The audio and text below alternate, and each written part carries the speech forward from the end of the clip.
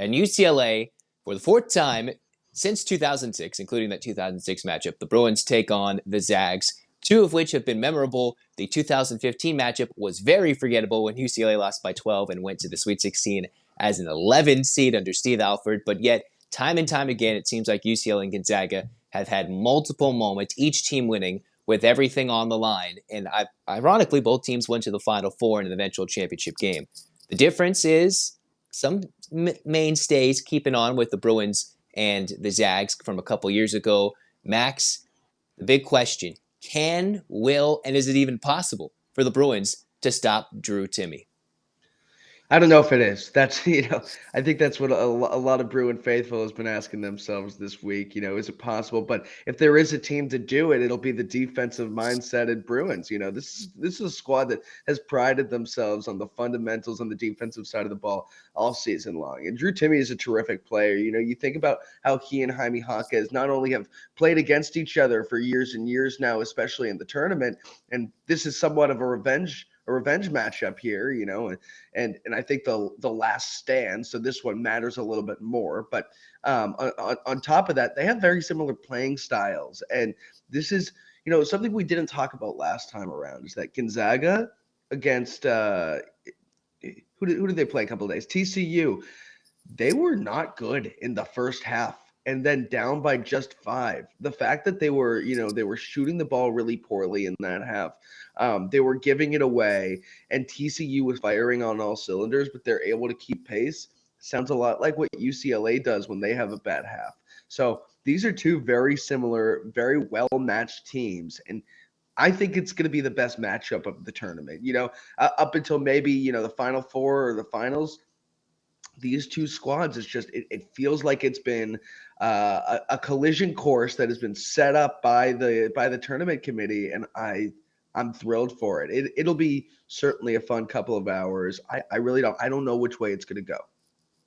Yeah, it's very interesting to see this UCLA matchup against Gonzaga. To talk about matchups and to kind of clarify that point, Gonzaga scores, but they give up points. UCLA plays defense, and sometimes they don't shoot the ball that well. While they have a highly efficient offense due to Ken Palm, a lot of that is because they can get fast break points, they get easy points, and they turn defense literally into offense. Gonzaga is offense, offense, offense, and while they don't have that shit Holmgren, they don't have that big post rim protector that they've had in years past, or the dynamic guard in the NBA like a Jalen Suggs of a few years ago who really led the team, and a veteran team, right? Corey Kispert and all that stuff from a couple years ago from that nearly unbeaten team. It's a Drew Timme-led team, although while Gonzaga might not get all the credit and might not be as respected, this is the type of matchup that UCLA and I was kind of fearing. Drew Timme alone is very scary. 21 points, averages about 7 to 8 rebounds. The Zags overall have 3 guys that average 6 or more rebounds in the game. And for UCLA, a game where they just came off of nearly blowing it because they couldn't grab a rebound. Minus 11 in offensive rebounds. I've been saying this stat over and over, and that's because it is monumental in this game that the Bruins, one, just limit Timme. I don't know what that is, whether he gets 30 points on 50 shots, I don't care. He just cannot absolutely dominate. And while he won't be necessarily a force defensively, he is absolutely dominant offensively and will rebound the basketball. And it's up to a Dembona, Nuba, Etienne. Will we dare see Jaquez get that matchup? Who are they going to throw the whole kitchen sink literally at Timme? That is what is going to be important for UCLA in this game, because this is a Zags team that, yes, they feature Timme, but they've got Rasir Bolton. They've got Julian Strother as a couple of guys that can hit some threes. This is a Zags team that's currently number 1 in the country at scoring per game. This is very similar in my mind, Max. Tell me if you think I'm wrong. It's not exactly like them, but this is very Arizona-oriented, right? They can score a lot of points. They have a true dominant big in the post. They don't have multiple of those guys, but they have a couple more guys that can shoot the 3 more efficiently between Bolton and Strother, both nearly 40% or better. And if they qualified, they'd be in the top 10, top 50 of the country in three-point shooting if they got enough attempts. This feels very much similar to Arizona. They're not the same team. They're better, I would think, a little bit in my mind, considering Arizona got bounced and Gonzaga's moved on. But this is a very similar matchup. And considering how UCLA has gone back and forth with the Wildcats this year, it's a very interesting matchup on paper, offense versus defense. You're right. You're spot on with that. And I remember we talked about it heading into the tournament as we maybe navigated the Bruins' path here. We said, hey, when they meet up with Gonzaga, it's going to look a little bit more similar to what they saw when they played Arizona in the Pac 12, especially in the final couple of games of the season when Tabellus was, finally clicking. And, this is a team where what I've noticed from the Bruins, especially in this tournament, is they do a really good job at shutting down the main piece for opponents. And a lot of the time, I would think, hey, maybe you want to cut off the limbs of Drew Timme. But I think that not only are they going to cut off the limbs, but they're going to try and really focus on Timme himself. We saw that in the first matchup for Drew Pember, who's an All-American player. He's averaging 22 points per game, 10 rebounds per game. They shut him down. He only had a couple of chances at the free throw line too, and that was his bread and butter. So they did a really good job against him.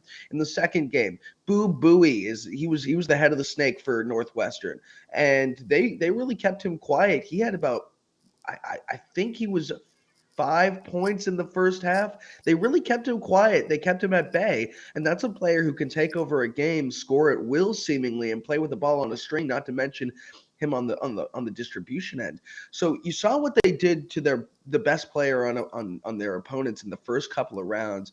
I have to imagine they'll try and do something similar with Gonzaga. Just Mick Cronin does an elite job at picking out the best player on opponents' teams and finding their weakness and then exploiting it. So that's what, in my eyes, that's what I think that will happen, in this game, that they're going to really try and limit Drew Timme. But also, if you do, this is a Gonzaga team that'll hurt you in so many other ways. And that's why they're capable of winning a national championship. And that's why they've been there, over the last few years. That's why Mark Few is labeled as one of the best coaches in the country. It's because if you do cut off one arm, then another arm grows back. And, it's just as strong and just as hardy. So you have to be able to shut down the rest of this team and limit 3-point percentage, really as much as you can, because this is a team that's really going to score in the post at will. Drew Timme is a terrific post scorer. You'll see him with that left spin move, but he can also shoot the three, and the rest of the team can shoot the three. You saw them go 6 for 11 against TCU to pull out a 10-point comeback win. That was in the second half, 6 for 11 from deep.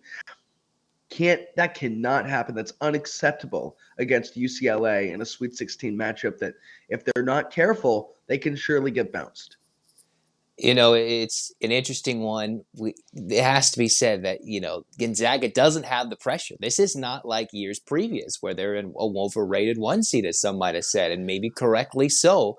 This year, it's a little different. It's a 2 versus 3. This is a tough matchup, and while you could argue UCLA got the easier first couple of rounds, this is the part of the West region where it is a gauntlet just to get to the Final Four, only to face either maybe a Houston or a Texas. So this is just the start of what will be absolutely treacherous waters. And we're going to talk next, talking about a key matchup. I've got a couple in mind. You can tell me what you think, Max, in terms of key matchups, one way offense, defense, and offense, defense the other way for UCLA versus Gonzaga. But we'll tell you about FanDuel, because FanDuel's got this line at -2.5. So, Max, it might be pretty interesting, but you should go check out FanDuel.com/LockedOn. It's -2.5 in favor of UCLA. Interesting, right? So they think the Bruins are pretty favored in this one. I guess not pretty favored, but they're close to it. Go check out FanDuel.com/LockedOn to get your no sweat first bet up to $1,000 back in bonus bets if your first bet doesn't win. So check it out. They're the official sportsbook partner of the NBA. With us at Locked On, again, go sign up at FanDuel.com/LockedOn. You can bet on the tournament. You can get on this. The action in this game is -2.5 in UCLA. And I'll tell you later at the end what I think will happen. I'll repeat it in this episode and in another episode upcoming what I think it is. And technically, a hint, UCLA doesn't cover. Second segment of Locked On UCLA. As, the Bruins, they take on the Zags again in the Sweet 16, the fourth matchup, actually, in the last, 15 plus years against Gonzaga. Heartbreak City, that iconic Gus Johnson call way back when, Adam Morrison crying, Suggs pounding his chest for the game-winning half-court buzzer beater, the forgettable 12-point loss in 15. All that doesn't matter because it's Drew Timme, Jaime Jaquez Jr., both 2 stars, veteran leaders, who are looking to take their team to the promised land because Gonzaga, they're looking to reach the pinnacle. UCLA is looking to return to dominance, right? The Athletic the other day posted blue bloods that are out. They didn't even mention UCLA or Indiana as a blue blood because UCLA hasn't won anything since 1995, right? Not even in our lifetimes has that happened. So it's so interesting how UCLA's fallen from blue blood grace. Gonzaga's trying to insert themselves into that blue blood by going deep in a tournament. That's why this game can be so critical for one team's fortunes and a program's fortunes in this day and age of shifting conferences. But shifting gears back to the point, UCLA, I've got a couple of matchups, Max, to look out for. One, I think one of the key matchups, I was talking to the Gonzaga host, we'll talk about that more in a different episode, Anton Watson. He is a miniature Jalen Clark for Gonzaga. 66 steals. I know Clark's already in the top 10 when it comes to steals and a finalist for Naismith Defensive Player of the Year. But Anton Watson is just as good at swiping the ball away from the opponents, considering Gonzaga not maybe favorable in the Ken Palm rankings, defensive efficiency. They give up, they are in the 260s, I believe, in terms of scoring defense, about 72 points per game. And when you average close to 80 or over 80, maybe it doesn't really matter and you hit the glass. It is what it is. A lot of those numbers may be different playing in the WCC. But I've been told Watson will get that matchup on Jaquez, and that could be an interesting one. If they have their miniature Jalen Clark go against Jaquez and he frustrates Jaquez, where does UCLA get their offense from? That's a great question. I think it's another game where Amari Bailey will step up. Tiger Campbell has had some really good passing games. I wouldn't be surprised to see him have a little bit more of a nose for scoring the ball this time around. And, he needs to. He needs to shoot a lot better in this game.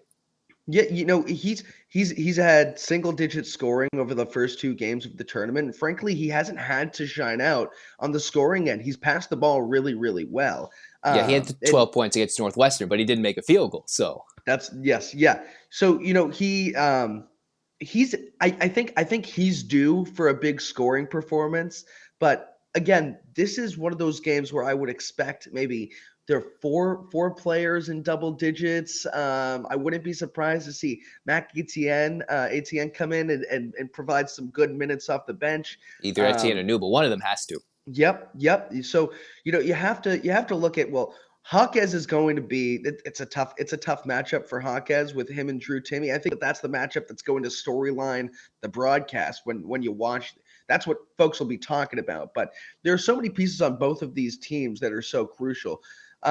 Biggest thing for UCLA is who's going to step up on the defensive end in that Jalen Clark role. And that's what we saw somewhat from Amari Bailey last time around, because this is a team that shoots 52% from the field. They have two or three guys who are shooting over 60% from the field. It's about 39% from three, Max. Like, that's a top 10 team in the country. If you go into really nerdy stats on the NCAA site, they're number one in effective field goal percentage in the country. Like, that's just because Timme is so good down low, his footwork, and we forget he's 6'11".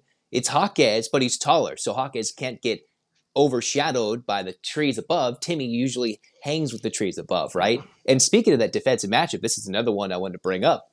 Bona/foul trouble versus Timme. Bona and foul trouble versus Timme. How can that handle? Because if Bona's shoulder is feeling good, if he can use both arms, use the athleticism, and frustrate Timme, most importantly, help rebound the basketball, limit the rebounding. We're going to harp on this because rebounding will be key for the Bruins to win this game.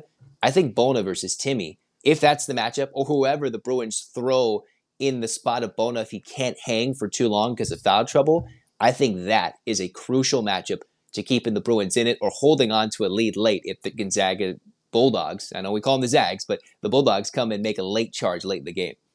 You're right, and it's got to be a key of keeping Timme away from the free throw line. This is a guy who shoots near 7 free throws per game, and that's almost double his next teammate in Julian Strother. So, he gets to the stripe a lot. That's because, he's the main post player for this squad. He's going to be working primarily in the interior. We mentioned earlier today that he could shoot the three well. He can, and he proved it against TCU, but over the course of the season, he hasn't shot the three well. So, if you can give him space from three-point land, it's really a question of what Mick Cronin wants here, right? Because either Mick allows one of the best players in the country to come into crunch time and and try and shine on something that I'm sure he's been working on in the gym, or they trust the numbers, the analytics, and say, all right, we're going to give you those 3-point shots. But that said, this is just such an incredibly efficient offensive team. And this is a game that, hey, if Jalen Clark were there, I think the line is closer to 4.5 or 5. But without Jalen Clark, it's going to be certainly a far more favorable offensive matchup for the Zags. And I think that this is a game where it's a question of, hey, can UCLA keep pace offensively? I wouldn't be surprised to see Jaime Jaquez pop off for 23, 24. This is one where they're going to key in on him, but they're not a great defensive team, and Jaquez can exploit them on the offensive side. I wouldn't be surprised to see Tiger Campbell have about 17, 18 points and 6 to 8 assists, So another one, David Singleton. He injured his leg in the last game against Northwestern, and it looks like he's good to go. It looks like he's walking around. I wouldn't be surprised to see him get in on the 3-point scoring action as a 3-and-D type of guy. So, I think that we talk about how impressive that match.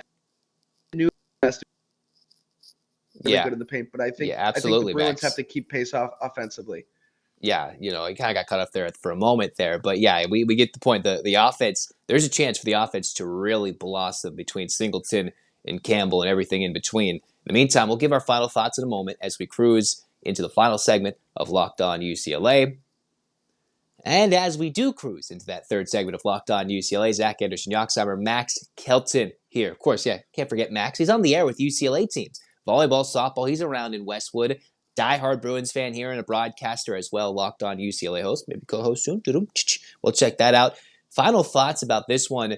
I liked what you were bringing up before the break there, Max, in terms of David Singleton, because I think he's a key. He needs to hit 3 to 4 threes for UCLA to win this game because they need to keep pace offensively. I think this is a game that's in the 70s. The Bruins haven't had to play too many games or even win that many games this year when they've scored 70 and also given up 70. That's been few and far between, I believe, once against Arizona in the regular season finale, another time in the Pac-12 tournament off the top of my head. And while that Northwestern game was pretty close, I think this game will be in the 70s as opposed to the 60s. Again, that line from FanDuel is about 2.5, right? It's about 2.5. And, this is a rare matchup. I went back over over recent history, the last 10 non-COVID affected NCAA tournaments, Max. And this is, in my mind, what I counted, the 7th time that two 30-win teams have met in the Sweet 16. So you have to think of all the Sweet 16 matchups, how many various combinations there could be. And over the last 10 NCAA tournaments, non-COVID affected, so that doesn't include the bubble tournament in Indianapolis in the 20 to 21 season, there's only been a handful of these 30-win teams playing in the Sweet 16, and unfortunately, UCLA has to play Gonzaga in the Sweet 16 as opposed to an Elite 8, or dare I say a Final Four, which would be an equally as enticing matchup. So this is these are two teams with high motors and pretty good. Yes, you can talk about the WCC all you want for Gonzaga, but they have put together some good performances as well as some clunkers just like the Bruins. Hey, St. Mary's was a 5 seed this year. That's a good team.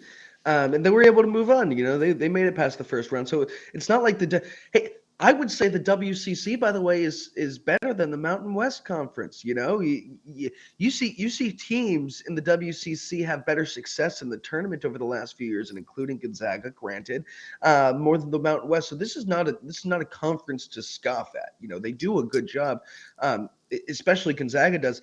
In their non-conference scheduling. They schedule some of the toughest teams in the country, and that's something that they've really keyed in on because they want to be a blue blood. They want that recognition that they do play a really tough non-conference strength of schedule. So they have experience playing against teams like UCLA. And I think the Bruins, of course, have experience playing against teams similar to Gonzaga who once again, another team on the offensive end that is just elite. But I have to imagine that the defense will shine for the Bruins. I think in my bracket initially, by the way, and I admittedly, I'll take fault here. I picked Gonzaga to move on to the Elite Eight, but I'm looking at how the Bruins are playing, and I don't know if there's a team that is clicking better, that's seemingly on a mission more, with more firepower, more intensity than what I've seen from UCLA. Sure, that game against Northwestern was tight, but Northwestern is better than a 10 seed. They finished second in the Big Ten. That's a really, really good squad. And I am seeing more that I like from UCLA than I am from Gonzaga. It's a Zags team that showed some holes against TCU. But that said, TCU played almost a perfect game, and the Zags hung tight the entire way, and then were able to pull ahead. Even if the Bruins play a perfect game, this is a team that's not going to go away. You got to play a full 40, and it's going to come down to the wire. You mentioned how you're not sure if the Bruins are going to cover. It's going to be close. It's going to be close. It's going to be one of those games where it's like, wow, how did Vegas know? It'll be a tight one. It certainly will not be a 7 or 8 point game. That's my eyes. Unless there's like one of those 15 free throws because you're playing at the end of the game and they shoot a bunch of free throws and you get put on bad beats, everything in between. But it's an intriguing matchup. One, thinking future, these two teams should schedule non-conference games against each other because the Bruins will have to play on the West Coast in the non-conference because of all the traveling they'll do in Big Ten play. That just seems like a matchup made in heaven. You have to schedule Arizona unless they just hate each other for whatever reason. Or you just got to call Gonzaga. I know Mark Few's getting up there in age, but they're probably, you'd hope they'd stay relevant. And depending if they move to the Pac-12 or the Big 12 or whatever Gonzaga does in the future, if they stay put in the WCC, these two teams should make it a regular home-and-home non-conference rivalry throughout the years, year in and year out. And then in terms of covering into this game, funny enough, all my Final Four teams are still intact, actually. I had, you might see in a different episode on this channel, I have Alabama, Texas, UCLA, and who am I forgetting? Alabama, Texas, UCLA, Tennessee. Those are my interesting Final Four picks. My bracket's in shambles, but I have my Final Four picks still all there. And in terms of picking this game, I have UCLA not covering because I have them winning by 2, 73-71. And I'll tell that more, in our crossover episode with Locked On Zags. But they don't cover, but they win. There's the teaser at the end of it all, right? And I think the biggest key for UCLA, one of the biggest final keys I can add, beyond just rebounding, is the ability to space the floor. You have to have perimeter shooting from Singleton and Campbell. I think Campbell needs to make shots, especially from the perimeter, unless he's just getting to the cup with ease. And Singleton has to have one of those on-fire three-point days where he just plays through the pain if there's a lot of it, or if there's none of it, he needs to have a big game. We talked about those checklists. This needs to be one of those big games for Campbell and Singleton to come out and dominate against a team that doesn't play much defense. They can get their steals, but they love to run. Gonzaga can run. They average 12 fast break points per game, one of the better numbers in the country. And UCLA's got to keep pace, and they can. It's just a matter of do they wear them out? Who wears out who is the final question at the end of the day. Max, quickly, your final thoughts. They run really well. They get out and they scored 24 fast break points with less steals and less turnovers, taken away than TCU. So that was when the ball is missed, then they get out and push, when teams miss field goals. But can't run a fast break if you make shots. Bruins have to be really good offensively. That's the key, and it'll be a really fun one tomorrow. Yeah, we'll find out if the Bruins can stop Timme. I mean, there's Strother, there's Bolton, there's Watson, there's a variety of guys, but it comes down to not getting beaten down in the interior and getting a lot of foul trouble in the post, because we saw UCLA, they had that Arizona game in control in the Pac-12 final, but considering how they were beaten and bruised, foul trouble and everything in between, if that happens, that won't look good for UCLA. I know they have an extra body with Bona, but that is crucial. Again, I'm thinking UCLA doesn't cover, but they win this one by 2. So we'll see. We'll have a Locked On Zags crossover. We'll have more content, everything in between on Locked On UCLA. But for Max Kelton, I'm Zach Anderson-Yoxsimer saying so long from the Locked On UCLA podcast. But as per usual, UCLA fans, it's time to get those hands in the air. 8 clap time, baby. And 1, 2, 3, 4, 5, 6, 7, 8. UCLA. UCLA fight, fight, fight. This has been Locked On UCLA. Go Bruins.